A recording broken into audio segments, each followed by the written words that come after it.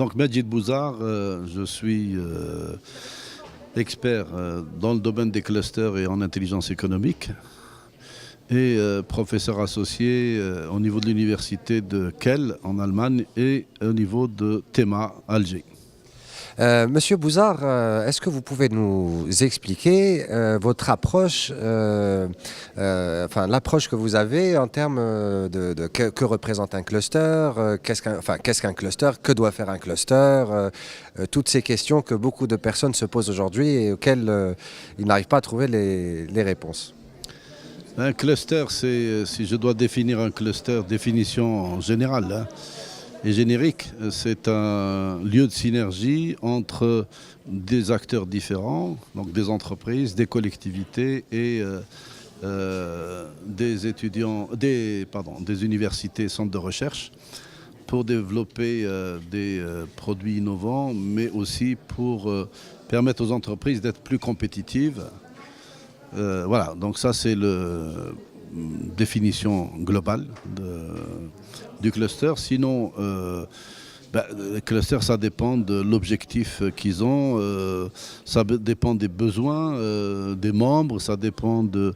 Donc à partir de là, un cluster doit d'abord développer une stratégie et puis ensuite voir comment s'organiser en fédérant le maximum d'acteurs concernés par le domaine.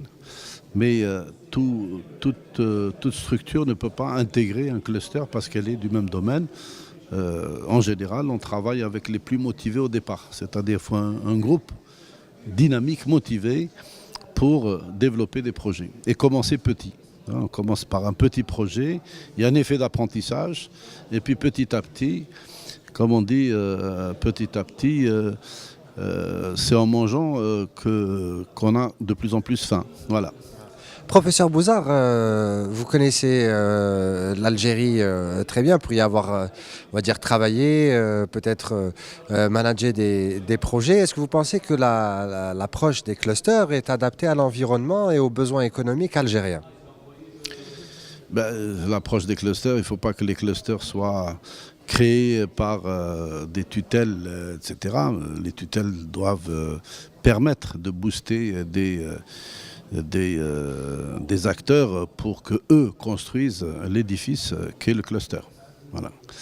Donc c'est aussi toute une culture de dialogue, d'autonomie, de collaboratif, etc. qui doit se mettre en place pour vraiment développer les clusters. Disons qu'il n'y a pas de recette absolue concernant les clusters, mais il faut que les gens s'organisent et apprennent à travailler ensemble, à se faire confiance et avoir aussi un même objectif autour d'un projet mobilisateur. Voilà. D'accord, justement, beaucoup de présidents de clusters ont du mal à fédérer, comme vous le demandez, ont du mal à fédérer les opérateurs, les acteurs de leur secteur, parce que les membres du cluster sont parfois en compétition. Donc, est-ce que vous pensez que ça reste quand même un objectif atteignable? Dans tous les clusters de la planète, on a des acteurs qui sont en compétition. Mais simplement, il faut savoir où se trouvent les espaces communs, d'intérêt commun. Donc c'est dans l'intérêt commun, à partir du moment où on développe des projets communs qui servent à tout le monde et qui sont dans une logique gagnante pour tous, qu'on doit axer la stratégie du cluster. Après, il y a la compétition. D'ailleurs, dans le jargon, on parle de coopétition, c'est-à-dire coopération et compétition. On est en compétition, en concurrence sur les marchés, mais on peut aussi avoir des espaces communs pour ne pas perdre de temps. Bien au contraire, mutualiser des choses pour éventuellement créer des dynamiques autour d'un projet commun.